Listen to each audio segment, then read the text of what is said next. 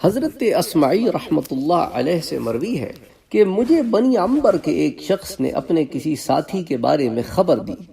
جو کم مالدار تھا، تو اس کے پاس اس کی لڑکی کے لیے ایک بہت دولت مند آدمی کا پیغام آیا،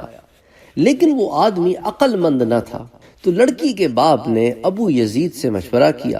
تو ابو یزید نے کہا کہ دیکھو، شادی نہ کرو، یہ بے وقوف آدمی ہے، ٹھیک ہے اس کے پاس مال ہے لیکن عقل مند نہیں ہے، تم ایسا کرو کسی عقل والے دیندار آدمی کو تلاش کرو، وہ تیری لڑکی پہ ظلم نہیں کرے گا کیونکہ وہ تقوی والا آدمی ہوگا۔ پھر لڑکی کے باپ نے ابو العدا سے مشورہ کیا، تو اس نے کہا ایسا کرو، اس مالدار آدمی سے شادی کر دو، مال تیری لڑکی کے کام آئے گا اور یہ بے وقوف آدمی اپنی بے وقوفی سے خود کو ہی نقصان پہنچائے گا۔ تو لڑکی کے باپ نے اپنے ابو العدا دوست کی بات سنی اور اس لڑکی کی اس بے وقوف مالدار آدمی سے شادی کر دی، لیکن اس شادی کا نتیجہ بہت برا نکلا اور لڑکی کو بہت پریشانیاں اٹھانی پڑی۔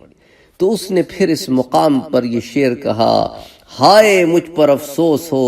جب میں نے ابو یزید کی نافرمانی کی، الحف اذا عصیت ابا یزید والحف اذا طلعت ابا العلا، اور مجھ پر افسوس ہو جب میں نے ابو العدا کی فرما برداری کی، وَكَانَتْ حَفْوَةُ مِنْ غَيْرِ رِيحٍ